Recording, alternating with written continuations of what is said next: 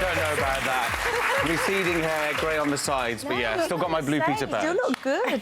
Do you get asked about that all the time? Still got your badge? It's funny, a certain type of person will always come up and remember something from Blue Peter. And it was a big show at the time. How long did you do it for? I did it for 3 years, but the show is in its 60th year now. It was the coolest job, though. I think it was, and at the time there wasn't Channel 5, so even if you weren't a kid, you ended up tuning in. You lied to get the job.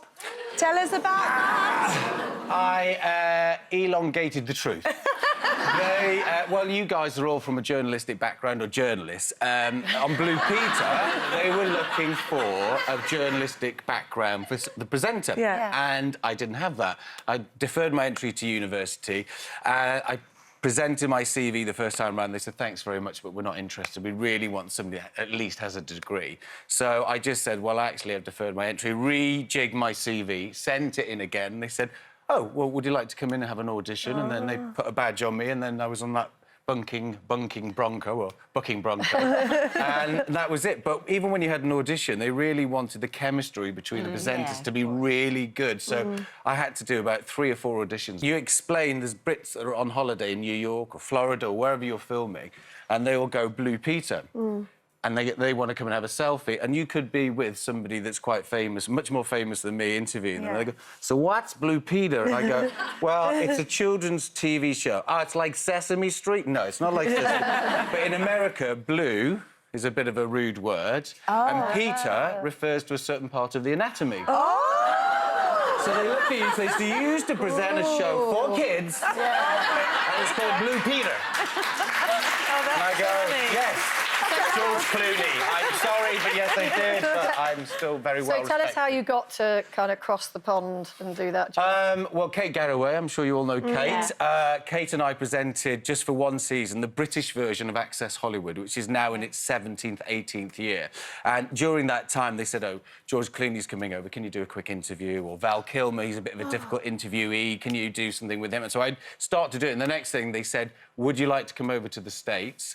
At that time, the main host left, and the co-host became the main host, and they said, do you fancy living in New York for us? And interviewing, co-hosting every night the show, which then led me to do Who Wants to Be a Millionaire and various things. So, yeah, so I kind of keep a leg in both sides. But you did annoy Bruce Willis, didn't you? Well, listen, I hope... I did. These little stories. I did. I happened to be the first journalist to catch him after Demi Moore had got married to Ashton Kutcher, much younger man, and they have a very good relationship, and they still continue to, and they obviously share their kids together. But he'd gone to the wedding, and I happened to be the first person to grab him and say, what was the wedding like? And he just gave me this really withering look and didn't refuse to answer it. Our show, because it's on nightly, decided that it was so funny that they froze it when that happened and put Bruce with some lightning going to me and frightening me with my red mic wilting. That was fine. About 4 days later, you have the meetings, the production meetings. They said, so next Monday you're interviewing Bruce Willis. And I'm like, oh, my God, he's going to kill me. So when we sat down, and you know what it's like with big stars when you interview them, you get 10 minutes. That's it, if you're lucky. If you're lucky. So he sat down, and I said, I waited for the cameras to start, and I said, look, I think we got off to a bad start. I'm a huge fan of your work, which I am. I said, I think you're really brave in some of the decisions that you do in the parts that you take. Can we start again? Because I think, you know, I'd really like to ask you some probing, proper questions about you as an actor. And he spent 30 seconds just going, OK. 30 seconds is a long time, and I've now got 9.5, minutes left. And I just went, OK, so, do you wear boxer shorts or briefs? He gave another 30 seconds and then burst out laughing. And consequently, now, on red carpets, he'll always stop for me. Because I think you're a bit cheeky, he likes it. And tell us about Trump, very quickly, because I also want to ask you another question. OK, so I hosted Miss USA. At the time, Donald Trump owned the rights to Miss USA. We did it at the Kodak Theatre in Los Angeles. The day of the show, he arrived in his private jet, came on stage before the show had started, posed for pictures with myself and Nancy O'Dell, who was the co-host, and then gave us all goodie bags, Nancy, myself and the judges. Didn't think anything of it.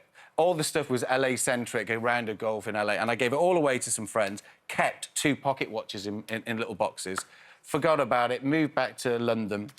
My ex-girlfriend was going through some stuff, and she said, do you realise what you've got there? And I said, no. She said, that's a very expensive watch. And I said, really? And she Googled it and she went, that's worth £6,000. Used.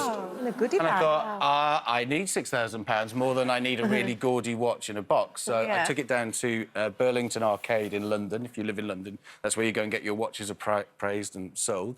And the guy looked at it and he said, it's a really nice watch. What do you want to do with it? I said, sell it. He said, it's a fake. So... Fake news. Listen, we've literally got 20 seconds where I want to ask you about becoming a daddy. I know, yeah.